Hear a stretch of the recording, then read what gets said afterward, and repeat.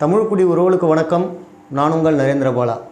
சாதி மத பேதமின்றி எல்லாரும் சகோதரத்துவமாக இருக்கணும், ஒத்துமையாக இருக்கணும், அவங்கவுங்க மத கொள்கையை அவங்கவுங்க பின்பற்றணும், அவங்கவுங்க சாதிய பாகுபாடு வழியில் வாழ்ந்து சகோதரத்துவமாக இந்த நாடு அமைதியான சூழ்நிலையில் இருக்கணும் அப்படிங்கிறது தான் எங்களோட எண்ணம். அதாவது பாட்டாளி மக்கள் கட்சியோட எண்ணம், அந்த தலைவர்களோட நிலைப்பாடும் அதுதான். அப்படி தான் வழிநடத்திட்டு வராங்க. ஆனால் இந்த கட்சியை மக்கள் ஏற்றுக்காத வண்ணம் சித்தரிச்சிக்கிட்டு இருந்தாங்க. இப்போ ஆனால் அதிலேருந்து ஓரளவு மக்கள் மாறிட்டு வராங்க. ஏன்னா பாட்டாளி மக்கள் கட்சியோட நிலைப்பாடு தெரியுது. மக்கள் நலனுக்கான செயல் திட்டங்கள் எப்படிலாம் செய்கிறாங்க, என்னெல்லாம் பண்ணுறாங்க, எப்படி போராடுறாங்க அப்படிங்கிறது மக்கள் உணர்ந்துக்கிட்டு வராங்க. ஆனாலும் ஒரு சிலர், அதாவது பிற சாதிகளாகட்டும் பிற மதங்களாகட்டும், அதில் ஒரு சிலர் பாட்டாளி மக்கள் கட்சியை ஏற்க மனம் இல்லாமல் மற்ற கட்சிகளை தூக்கி வச்சு கொண்டாடுறாங்க. அவங்க சாதியத்தை பின்பற்றி சாதி கட்சியாக இருந்தாலும் மத கலர் அவங்கள தூண்டுற போல் பிற மதங்களை இழிவுபடுத்தினாலும் அவங்க ஒரு சார்ந்த இதாக ஒற்றுமையாக அதை ஏற்றுக்கிறாங்க. ஆனால் பாட்டாளி மக்கள் கட்சியை ஏற்க மனம் இல்லாமல் இருக்காங்க. அது ஏன்னு தெரில. அதில் குறிப்பாக சொல்லணுன்னா இஸ்லாமிய சகோதரர்கள் பாட்டாளி மக்கள் கட்சியை ஏற்க மனம் இல்லாமல் தான் இருக்காங்க. ஆனால் அவங்கள்ட்ட இந்த வன்னியர் சமுதாயத்தை சேர்ந்தவங்களாக இருந்தாலும் சரி, பாட்டாளி மக்கள் கட்சியினர் இருந்தாலும் சரி, சகோதரத்துவமாக தான் பழகுவாங்க. அவங்களுக்கும் பாட்டாளி மக்கள் கட்சிக்கும் எந்த ஒரு பிரச்சனையும் எங்கேயும் வந்ததே கிடையாது. எல்லாருக்கும் பாதுகாப்பாக இருக்க போல் அவங்களுக்கும் ஒரு பாதுகாப்பான கட்சியாக தான் பாட்டாளி மக்கள் கட்சி இருப்பாங்க. இதை திரு பழனி பாபா அவர்கள் அவர் காலத்தில் பாட்டாளி மக்கள் கட்சியில் பயணித்த காலத்துலேருந்தே பாட்டாளி மக்கள் கட்சியோட தன்மை அவருக்கு தெரியும். பாட்டாளி மக்கள் கட்சியோட கொள்கை, ஐயாவோட நிலைப்பாடு என்ன அப்படிங்கிறது திரு பழனி பாபா அவர்களுக்கு நல்லா தெரியும். அதை எடுத்து பார்த்திங்கன்னா இஸ்லாமிய சகோதரர்களுக்கு இடஒதுக்கீடுக்கு போராடினவர் மருத்துவர் ஐயா. இடஒதுக்கீடு பெற்று தந்ததும் பாட்டாளி மக்கள் கட்சி தான். இதெல்லாம் தெரிஞ்சாலும் எவ்வளவு நல்லது செஞ்சாலும் இல்லை நாங்கள் அதை ஏற்றுக்க மாட்டோம், அவங்க சகோதரத்துவமாக என்றவங்க அவங்க தூக்கி பிடிக்கிற கட்சிகள் அவங்களுக்கு சில பாதகமான செயல்களை செஞ்சாலும் தூக்கி வச்சு கொண்டாடுறாங்க. எப்படி ஏற்றுக்கிறாங்க அப்படிங்கிறது தெரியல. இது குற்றம் சொல்லணும் அப்படிங்கிறதுக்காக நான் சொல்லலை. ஒருத்தவங்களோட மனநிலைமை எப்படி இருக்குது, ஏன் ஒரு நல்லது செய்கிற கட்சியை ஏற்றுக்க மாட்டேங்கிறாங்க, நல்லா நடக்கிறவங்கள அங்கீகரிக்க மாட்டேங்கிறாங்க, தவறே செஞ்சாலும் அவங்கள ஏன் விட்டு கொடுக்காம தூக்கி பிடிக்கிறாங்க அப்படிங்கிறது தெரியல. அதுக்காக தான் சொல்கிறேன்.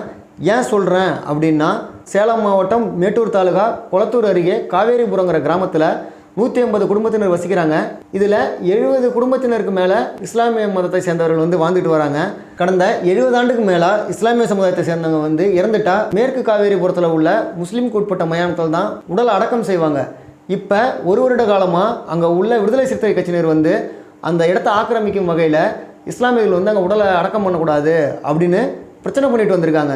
இதில் ஒற்றுமை சீர்குலைகிற வகையில் பிரச்சனை ஏற்படக்கூடிய வகையில் இருக்கிறதால கொளத்தூர் ஜமாத்தார்கள் என்ன பண்ணுறாங்கன்னா, அந்த விடுதலை சிறுத்தை கட்சியை சேர்ந்த நாகை மாவட்ட சட்டமன்ற உறுப்பினர் நவாஸ் அவர்களுக்கு தொடர்பு கொண்டு இந்த விஷயத்தை சொல்கிறாங்க. அவர் இந்த பிரச்சனை நான் பேச முடியாது அப்படின்னு சொல்லி விலகிக்கிறாரு.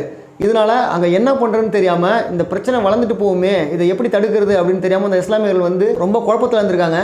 அப்போது அதே பகுதியில் உள்ள பாட்டாளி மக்கள் கட்சியின் சிறுபான்மை பிரிவு செயலாளர் பாஷா அவர்கள்ட்ட இந்த ஜமாத்தார்கள் சொல்கிறாங்க, பாட்டாளி மக்கள் கட்சி மூலமாக எங்களுக்கு இது இந்த பிரச்சனையை தீர்வு கண்டு கொடுங்க அப்படின்னு சொல்கிறாங்க. பாஷா அவர்கள் இந்த விஷயத்தை பாட்டாளி மக்கள் கட்சியின் சிறுபான்மை பிரிவு மாநில தலைவர் திரு ஷேக் முமைதீன் அவர்கள்ட்ட சொல்கிறாரு. ஷேக் முமைதீன் அவர்கள் உடனே பாட்டாளி மக்கள் கட்சி தலைவர் மருத்துவர் அன்புமணி ராமதாஸ் அவர்கள்ட்ட இந்த பிரச்சனையை சொல்கிறாரு. அன்புமணி ராமதாஸ் அவர்கள் உடனே அங்கே எந்த பிரச்சனையும் வரக்கூடாது, எந்த கருத்து வேறுபாடும் எந்த சண்டை சச்சரவும் இல்லாமல் சட்ட ரீதியாக அந்த பிரச்சனைக்கு தீர்வு காணணும் அப்படின்னு சொல்லிட்டு அங்கே சேலம் பகுதி மாவட்ட செயலாளர் ராஜசேகர் அவர்களை அந்த இடத்துக்கு அனுப்பி உண்மைத்தன்மையை விசாரித்து இதுக்கான இந்த பிரச்சனைக்கான தீர்வு காணுங்க அப்படின்னு சொல்கிறாரு. ராஜசேகரன் அவர்களும் அந்த இடத்துக்கு சென்று பிரச்சனையை விசாரித்து உண்மைதான் அப்படிங்கிறதால சட்ட ரீதியாக இதை கையாளணும், பிரச்சனை இல்லாமல் இதுக்கு சுமூகமாக அந்த பிரச்சனையை தீர்க்கணும் அப்படின்னு அவரே ஒரு வழக்கறிஞரை வச்சு சென்னை உயர்நீதிமன்றத்தில் கடந்த வாரம் அவர் செலவில் இந்த வழக்கை தாக்கல் செஞ்சுருக்காங்க. சட்ட ரீதியாக இந்த பிரச்சனையை தீர்க்கணும் அப்படின்னு அந்த இஸ்லாமிய சகோதரர்களுக்காக பாட்டாளி மக்கள் கட்சியின் இந்த செயலை முன்னெடுத்திருக்கும் போதே கடந்த 2 தினங்களுக்கு முன்னாடி இஸ்லாமிய முதியவர் ஒருவர் இறந்துடுறாரு. அவரோட உடலை தகனம் செய்ய போகும்போது இல்லை நாங்கள் அந்த உடலை தகனம் செய்ய விட மாட்டோம் அப்படின்னு விடுதலை சிறுத்தை கட்சியர் பிரச்சனை பண்ணியிருக்காங்க. இதை உடனே திரு ஷேக் முமைதீன் அவர்களுக்கு தெரியப்படுத்தினதும் அவர் வர முடியாத சூழ்நிலையில் பாட்டாளி மக்கள் கட்சி மாவட்ட செயலாளர் ராஜசேகரன் அவர்களை அனுப்புகிறாரு. அவர் உடனே Kolathur union vice chairman Marappan மற்றும் 200க்கும் மேற்பட்ட பாட்டாளி மக்கள் கட்சியினரை அழைச்சிக்கிட்டு இஸ்லாமியர் மதத்தை சேர்ந்த ஆண் பெண் அத்தனை பேரும் உட்பட காவல்துறை வருவாய்த்துறையை வச்சுக்கிட்டு போராட்டம் பண்ணுறாங்க. இந்த போராட்டத்து மூலயமா அந்த முதியவரோட உடலை நல்லடக்கம் செஞ்சுருக்காங்க. இப்படி விடுதலை சிறுத்தை கட்சியினர் அந்த இஸ்லாம் மதத்தை சேர்ந்தவரை அடக்கம் பண்ணக்கூடாது அப்படின்னு அந்த பிரச்சனை பண்ணது நிச்சயமாக ஒரு மனித தன்மையற்ற செயல். அவங்க கூட்டணி தர்மத்துக்கும் வந்து இது ஏற்கக்கூடிய செயல் இல்லை. அப்போ மேடை பேச்சில் மட்டும்தான் நடிப்பாங்களா? திருமாவளவன் அவர்கள் வந்து இந்த இஸ்லாமிய சகோதரர்களுக்கு வந்து பாதுகாப்பாக இருப்போம்னு சொல்கிறதெல்லாம் வந்து பொய்யா? இது வந்து உடனே எனக்கு வந்து வாய்ப்பு கிடச்சிருச்சு பேசுகிறேன் அப்படிங்கிறதுக்காக இல்லை, அவங்களோட நாடக அரசியலை புரிய வைக்கிறதுக்காக சொல்கிறேன். அந்த கொள்கையை ஏற்றுக்கிட்டா, அந்த தலைவனுக்கு கட்டுப்பட்டா எந்த விசிகாவினரும் வந்து இதே போல் பிரச்சனை பண்ணியிருக்க மாட்டாங்க. இன்றைக்கி விசிகாவை பெரிதும் தாங்கி பிடிக்கிறது இஸ்லாமியர்கள் தான்.